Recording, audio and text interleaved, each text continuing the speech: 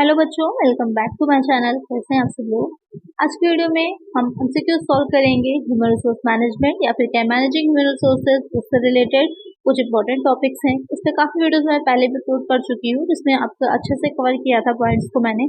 आज की वीडियो में भी हम कुछ और इंपॉर्टेंट को जो पॉइंट्स हैं उनको कवर करेंगे। तो वीडियो को शुरू करते हैं, लेकिन शुरू करने से पहले जिन बच्चों ने चैनल को सब्सक्राइब नहीं किया, सब्सक्राइब कर लीजिएगा। वीडियो अच्छी लगेगी लाइक कर दीजिएगा, फ्रेंड्स साथ शेयर भी कर दीजिएगा। अगर प्रीवियस वीडियोस आपने नहीं देखी हैं तो उसके एक चैनल पे अलग से प्लेलिस्ट अवेलेबल है, लिंक मैं डिस्क्रिप्शन में दे दूंगी, देख लीजिएगा। आइए शुरू करते हैं। पदोन्नति का अर्थ प्रमोशन मीन्स मजदूरी में वृद्धि, इंक्रीज इन वेजेस, जिम्मेदारी में वृद्धि, इंक्रीज इन रिस्पॉन्सिबिलिटी, दोनों यानी कि बोथ ए एंड बी, या फिर में से कोई नहीं, नन ऑफ दीज। क्वेश्चन कह रहा है कि प्रमोशन क्या होता है। प्रमोशन आप लोगों ने काफी सुना होगा इसके बारे में। तो प्रमोशन होता है जब जो भी वर्कर है या जो भी ऑफिस में कहीं पर भी एम्प्लॉय है, काम कर रहा है, तो जो जिस पोस्ट पर काम कर रहा है उससे ऊपर की पोस्ट जब उसे दी जाती है, जैसे कि बी ग्रेड पे काम कर रहा है, ए ग्रेड पे उसे लेकर जाए, या बी ग्रेड में ही अलग थोड़ा सा और ऊपर उसका प्रमोशन हो जाता है, ऊपर अच्छी पोस्ट पर, तो वो क्या कहलाता है, उसका प्रमोशन हो जाता है, वो प्रमोशन कहलाता है। तो प्रमोशन में क्या होगा, सैलरी भी इंक्रीज होगी, वेजेस भी बढ़ती हैं और रिस्पॉन्सिबिलिटी भी बढ़ती हैं। जितनी ज्यादा आपको अच्छी पोस्ट होगी उतनी ही ज्यादा आपकी रिस्पॉन्सिबिलिटी भी होंगी, तो दोनों ही चीजें रहेंगी। तो यहाँ पर करेक्ट आंसर हो जाएगा option C, both A and B. अब एक चीज का यहाँ पर ध्यान रखिएगा कि क्वेश्चन में आपके अपग्रेडेशन पूछ रहा है या फिर प्रमोशन पूछ रहा है। अगर अपग्रेड किया जाता है तो वहां पर ये रहता है कि सेम पोस्ट पर ही रहते हुए सिर्फ जो सैलरी होती है वो इंक्रीज हो जाती है, लेकिन जिम्मेदारी रिस्पॉन्सिबिलिटी नहीं बढ़ती। लेकिन प्रमोशन जो होता है इसमें रिस्पॉन्सिबिलिटी प्लस सैलरी, ये सारी चीजें बढ़ती हैं। एक आंसर हो जाएगा ऑप्शन सी। नेक्स्ट क्वेश्चन है, पदोन्नति एक हिस्सा है, promotion is a part of. नियोजन क्रियाविधि का एम्प्लॉयमेंट एक्टिविटीज, मानव संसाधन समायोजना, ह्यूमन रिसोर्स एडजस्टमेंट, मजदूरी एवं वेतन प्रशासन, वेज एंड सैलरी एडमिनिस्ट्रेशन, सामाजिक सुरक्षा, सोशल सिक्योरिटी। क्वेश्चन कह रहा है कि जो प्रमोशन है किसका एक हिस्सा है, किसका एक पार्ट है। तो जो प्रमोशन होता है, क्योंकि प्रमोशन में क्या रहेगा कि व्यक्ति जो कोई भी अच्छे कार्य कर रहा है या आगे बढ़ सकता है, उसकी क्वालिफिकेशन स्किल्स ज्यादा अच्छी हैं तो उसको आगे बढ़ाया जाता है, या काफी टाइम से वो काम कर रहा है तो भी उसको प्रमोट किया जाता है। तो किस चीज का ये एक हिस्सा हो जाएगा, तो ये हो जाता है मानव संसाधन समायोजना का, ह्यूमन रिसोर्स एडजस्टमेंट का। एक आंसर हो जाएगा ऑप्शन बी। एक तो प्रमोशन होगा, वो व्यक्ति आगे जाएगा, दूसरे उसकी पोस्ट खाली होती है तो उस पोस्ट पर और व्यक्ति जो नए हैं उनको रिक्रूट किया जाता है। एक यहाँ से ये एडजस्टमेंट होता है। एक आंसर हो जाएगा ऑप्शन बी। नेक्स्ट क्वेश्चन है, पदोन्नति कर्मचारियों को स्थानांतरण करने की एक पद्धति है। Promotion is the method of shifting an employees निम्न जिम्मेदारी से उच्च जिम्मेदारी की ओर, from lower responsibility to higher responsibility, उच्च जिम्मेदारी से निम्न जिम्मेदारी की ओर, from higher responsibility to lower responsibility. साथ ही उपयुक्त में से कोई नहीं, या फिर जो एक समान जिम्मेदारी कार्य से दूसरे समान जिम्मेदारी कार्य की ओर, from a job of same responsibility to a job of same responsibility. उपयुक्त में से कोई नहीं, नन ऑफ द अबव। तो क्वेश्चन में यहाँ पर कह रहा है कि जो कर्मचारियों की जो शिफ्टिंग की जाती है, जैसे कि प्रमोशन कहा जाता है, तो वो क्या है, एक तरह से क्या हो जाएगा वो, कि हम जो लोअर रिस्पॉन्सिबिलिटी से हायर रिस्पॉन्सिबिलिटी की तरफ क्या करते हैं, जो योग्य होते हैं, एबिलिटीज रखते हैं उससे रिलेटेड, उनको भेजते हैं। एक आंसर क्या हो जाएगा, ऑप्शन ए हो जाएगा। क्योंकि मेनली इसमें ध्यान रखिएगा कि प्रमोशन का मतलब जब पूछा जाए तो जिम्मेदारी या रिस्पॉन्सिबिलिटीज बढ़ती हैं, कम होंगी तो आगे की तरफ बढ़ेंगे और ज्यादा बढ़ जाएंगे। चलिए नेक्स्ट क्वेश्चन है, वैसी पदोन्नति जिसमें वेतन के बिना केवल जिम्मेदारी में वृद्धि होती है कहलाती है। Such type of promotion in which only responsibilities and increase except wages is called. लंबवत पदोन्नति, वर्टिकल प्रमोशन, शुष्क पदोन्नति, ड्राई प्रमोशन, अस्थायी पदोन्नति, टेम्परेरी प्रमोशन, उपयुक्त में से कोई नहीं, नन ऑफ द अबव। यहाँ पे क्वेश्चन कह रहा है कि जैसे कि मैंने बताया कि प्रमोशन का मतलब होता है कि वेतन भी बढ़ता है, साथ साथ उसकी जो रिस्पॉन्सिबिलिटीज वो भी बढ़ती है। लेकिन अगर कोई ऐसी प्रमोशन हो रहा है जहाँ पर सैलरी नहीं बढ़ रही, सिर्फ रिस्पॉन्सिबिलिटी बढ़ रही है, तो किस तरह का है, तो उसे ड्राई प्रमोशन कहते हैं। एक आंसर हो जाएगा ऑप्शन बी। नेक्स्ट क्वेश्चन है, वरीयता का संदर्भ है, सीनियरिटी रिफर्स टू। सीनियरिटी का मतलब क्या होता है, ये आपसे पूछा गया है। कार्य की प्रकृति, जो व्यक्ति धारक है, nature of job a person is holding, सेवा की अवधि जो कर्मचारी ने पूरा किया है, the length of service completed by an employees, संगठन में उनका आचरण व व्यवहार, his conduct and character in the organization, उनकी भूल का लेखा जोखा, हिज पास्ट रिकॉर्ड। तो जो सीनियरिटी होती है वो क्या होती है, या उसे हम किस तरह से समझते हैं, तो एक व्यक्ति जितनी टाइम तक काम करता है किसी भी ऑर्गेनाइजेशन में, किसी भी संस्था में, तो वहाँ पर जितना ज़्यादा टाइम तक वो काम करेगा उतना ज़्यादा उसको एक्सपीरियंस होता है, उससे वो सीनियर हो जाता है। जैसे आप ही लोग हैं, किसी क्लास में आपने एडमिशन लिया है, तो आपके जो आगे की क्लास के हैं, जैसे आपका 3rd सेमेस्टर है या 4th सेमेस्टर है, तो जो 6th सेमेस्टर के होंगे वो आपके सीनियर्स हो जाते हैं। तो वही चीज़ है कि जिसने ज़्यादा टाइम आप पर स्पेंड किया है, ज़्यादा आपसे नॉलेज रखता है, ज़्यादा एक्सपीरियंस रखता है, वो व्यक्ति आपका सीनियर हो जाता है। तो एक आंसर हो जाएगा ऑप्शन बी, यानी कि सेवा की अवधि जो कर्मचारी ने पूरी की है। नेक्स्ट क्वेश्चन है, योग्यता पदोन्नति का संदर्भ है। मेरिट प्रमोशन रिफर्स टू, यहाँ पर क्वेश्चन में पूछ रहा है कि मेरिट प्रमोशन क्या होता है। जैसे कि अभी आपने ऊपर क्वेश्चन में पढ़ा था कि ड्राइव प्रमोशन, इसी तरह ये आपका मेरिट प्रमोशन भी होता है। तो क्या है, आइए देखते हैं। एक व्यक्ति द्वारा पूरी की गई सेवा का वर्ष, the year of service has completed by the person, उनका नियुक्ति के साथ संबंध, his closeness with the employer, उनके कार्य करने की योग्यता व क्षमता, हिज स्किल और ability to perform a job, समाज में उनकी छाप, his image in the society. तो मेरिट प्रमोशन क्या है, ये क्वेश्चन आपसे पूछ रहा है। तो मेरिट क्या होती है, कोई व्यक्ति कितना एबिलिटीज कितनी है, क्या क्या उसमें क्वालिटीज हैं, कि कितना ज़्यादा क्वालिफाई हो व्यक्ति, तो वहाँ पर उसके क्या स्किल्स हैं, उसके काम की क्या करने की योग्यता वो रखता है, वो हो जाता है मेरिट प्रमोशन। यानी कि जो व्यक्ति जिस कार्य को करने की अच्छी योग्यता रखता होगा उसे उससे पोस्ट पर क्या कर दिया जाता है, प्रमोट कर दिया जाता है, आगे बढ़ाया जाता है। तो एक आंसर हो जाएगा ऑप्शन सी।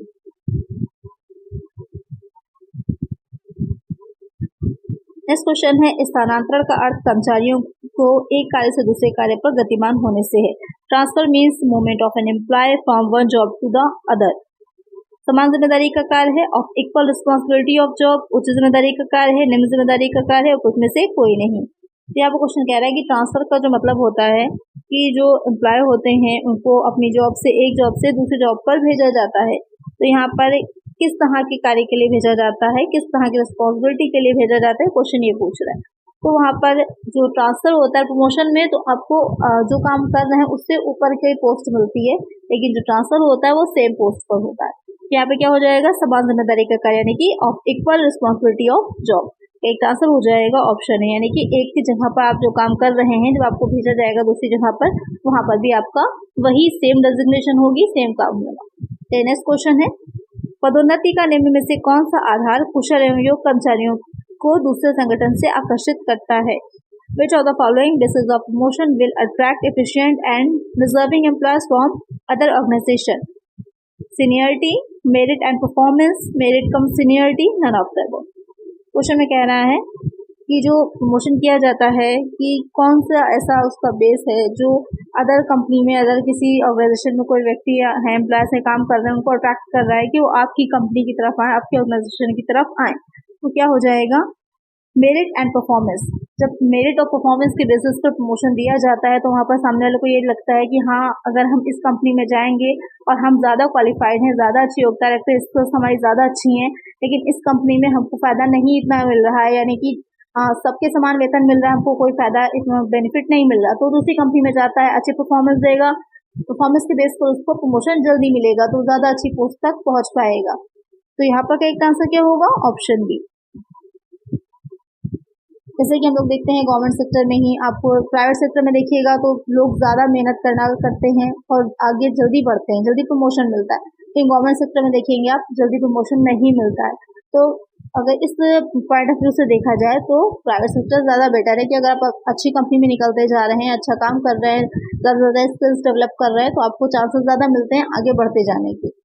चलिए नेक्स्ट क्वेश्चन है, पदावनति का कार्य संगठन के भीतर कर्मचारियों के गतिमान होने से है। Demotion means movement of employees within an organization. आपने प्रमोशन तो सुना है कि आगे बढ़ना, डिमोशन इसका जस्ट अपोजिट हो जाता है, पीछे आना।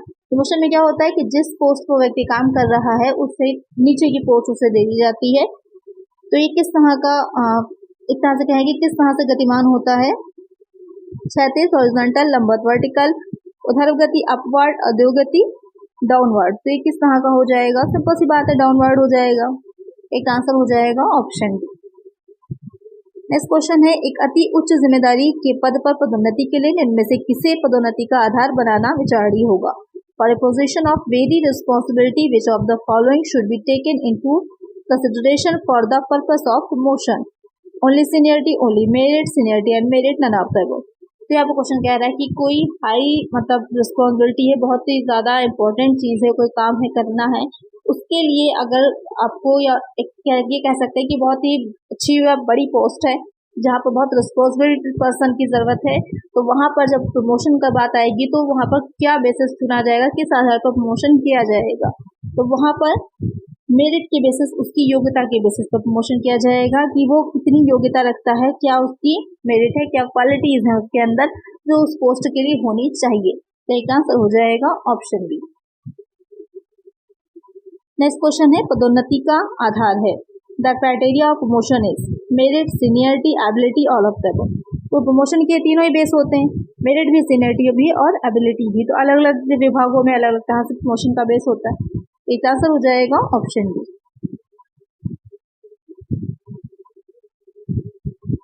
नेक्स्ट क्वेश्चन है शैक्षिक सेवानिवृत्ति के समय निर्धारित की जाने वाली क्षतिपूर्ति की संगणना में निम्नलिखित में से किसे शामिल नहीं किया जाता है। Which of the following is not included while calculating compensation at the time of VRS. Basic pay, dearness allowance, house rent allowance, all the above. Question में कह रहा है कि शैक्षिक सेवानिवृत्ति जो होती है, यानी कि आपने जैसा प्रमोशन पढ़ा, इसी तरह एक होता है सेपरेशन। सेपरेशन में क्या होता है, पृथककरण या अलगाव, कि क्यों एक एम्प्लॉय को किसी कंपनी से हटाया जाता है, अलग किया जा रहा है, किस बेसिस पे किया जा रहा है, वो चीजें इसमें आती हैं। तो यहाँ पर क्वेश्चन कह रहा है, तो ये कई तरह का हो जाता है आपका जो पृथककरण होता है, या कह सकते हैं कई तरह से किया जाता है। स्वाभाविक होता है, शैक्षिक होता है, वैधानिक होता है, कई तरह का होता है। तो इसमें प्रकार भी कई एक हो जाएंगे, एक रिटायरमेंट होगा, एम्प्लॉय की अगर डेथ हो जा रही है, या फिर कंपनी क्लोज, कंपनी बंद हो जा रही है। वॉलंटरी होता है सेपरेशन, जैसे कि आप स्क्रीन पे देख रहे होंगे। वॉलंटरी में एम्प्लॉय रिजिग्नेशन, अगर कोई एम्प्लॉय ही खुद रिजाइन कर देता है या फिर रिटायरमेंट उसे दिया जा रहा है, हाँ वॉलंटरी, तो ये दो टाइप हो जाते हैं। फिर आ जाता है मैंडेटरी कंपल्सरी सेपरेशन। इसमें क्या होता है कि मैंडेटरी यानी कि 100% कन्फर्म है कि वो व्यक्ति को हटाया जाना है, तो इसमें एम्प्लॉयर इनिशिएटेड हो जाता है कि एम्प्लॉयर खुद हट जाना चाहता है, डिस्चार्ज कर दिया जाता है, ले ऑफ कर देना, हटा देना, या फिर रिट्रेसमेंट यानी कि छटनी कर दी जाती है। तो ये टाइप हो जाते हैं सेपरेशंस के। अब आते हैं क्वेश्चन पे। तो इसी में जो इन्होंने वॉलंटरी वीआरएस जिसे बोला है शैक्षिक सेवानिवृत्ति, वीआरएस जो लिखा है, वीआरएस क्या हो जाता है, वीआरएस हो जाता है आपका वॉलंटरी रिटायरमेंट कहा जाता है। तो ऐसे सिचुएशन में जो निर्धारित की जाती है क्षतिपूर्ति कंपनसेशन दिया जाता है, उसकी गणना करने में किसको शामिल हम नहीं करते हैं। तो वहां पर क्या चीज शामिल नहीं की जाती है, तो जो हाउस रेंट अलाउंस है उसको शामिल नहीं किया जाता, बेसिक पे को जोड़ा जाता है, डेनेस अलाउंस को जोड़ा जाता है, दोनों को जोड़ा जाता है, लेकिन जो हाउस रेंट अलाउंस है उसको शामिल नहीं किया जाता है। ठीक आंसर हो जाएगा ऑप्शन सी। साथ ही इसमें जो कमीशन के निश्चित प्रतिशत, एक कमीशन जो दिया जाता है बिक्री के निश्चित प्रतिशत पर, तो उसको भी ऐड किया जाता है। नेक्स्ट क्वेश्चन है, निम्नलिखित में से कौन स्वाभाविक पृथक्करण का प्रकार नहीं है। Which one of the following is not type of natural separation. Retirement, employment death, lay off, company closure. तो अभी मैंने आप लोग को बताया ही था इसके बारे में, जिसमें क्या चीज नहीं होगी शामिल। अगर हम बात करेंगे स्वाभाविक पृथक्करण यानी कि नेचुरल सेपरेशन की, तो इसमें ले ऑफ जो किया जाता है, तो यहाँ पर ले ऑफ जब किया जा रहा होता है तो हटाया जाता है। किसी भी कंपनी से जब किसी भी व्यक्ति को हटा दिया जाता है तो उसे ले ऑफ कहा जाता है। तो यहाँ पर करेक्ट आंसर हो जाएगा ऑप्शन सी। बाकी तीनों ही क्या है, स्वाभाविक पृथक्करण। नेक्स्ट क्वेश्चन है, निम्नलिखित में से कौन स्वैच्छिक पृथक्करण का प्रकार नहीं है। Which one of the following is not type of voluntary separation. यहाँ पर क्वेश्चन में पूछ रहा है कि जो स्वैच्छिक पृथक्करण होता है उसका प्रकार नहीं है। कर्मचारी परित्याग, स्वैच्छिक सेवानिवृत्ति, गोल्डन हैंडशेक, छटनी। यहाँ पर कौन सा नहीं होगा, इसका जो एक प्रकार है, तो इसका जो प्रकार नहीं है वो हो जाएगा गोल्डन, इसका जो एक प्रकार नहीं है वो हो जाता है छटनी, क्योंकि छटनी जो है वो की जाती है। जैसे कि अभी कोविड टाइमिंग में आपने देखा होगा, बहुत लोगों की, हजारों लाखों लोगों की जो नौकरी थी वो चली गई थी। कैसे गई थी, खुद से तो नहीं छोड़ी थी ना उन्होंने, वहां पर कंपनीज के पास इतना काम नहीं था या इतना ज्यादा वो इनकम अर्न नहीं कर पा रही थी, प्रोडक्शन इतना नहीं हो पा रहा था, पूरी अर्थव्यवस्था, पूरी इकोनॉमी ही पूरी तरह से ठप हो गई थी। वहां पर लाखों लोगों को जो है जॉब से हटाया गया था, छटनी किया गया था। तो वहां पर जो छटनी है, जो रिट्रेसमेंट है, वो स्वैच्छिक पृथक्करण का प्रकार नहीं है, क्योंकि कंपनी हटाती है, इसमें आप खुद से नहीं छोड़ रहे। तो करेक्ट आंसर हो जाएगा ऑप्शन डी। नेक्स्ट है, निम्नलिखित में कौन अनिवार्य आदेशात्मक पृथक्करण से संबंधित नहीं है? Which one of the following is not associated with compulsory mandatory separation? छटनी, जबरी छुट्टी, पदच्युति, परित्याग। यहाँ पर क्या कह रहा है कि अनिवार्य रूप से, तो अभी जो मैंने आप लोग को टाइप्स दिखाए थे उसी से ही क्वेश्चन ये सारे हैं।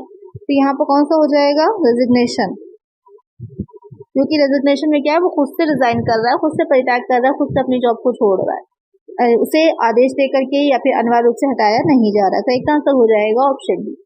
नेक्स्ट क्वेश्चन है, औद्योगिक विवाद अधिनियम 1947 की किस धारा में जो जबरी छुट्टी यानी कि ले ऑफ है से संबंधित प्रावधान है?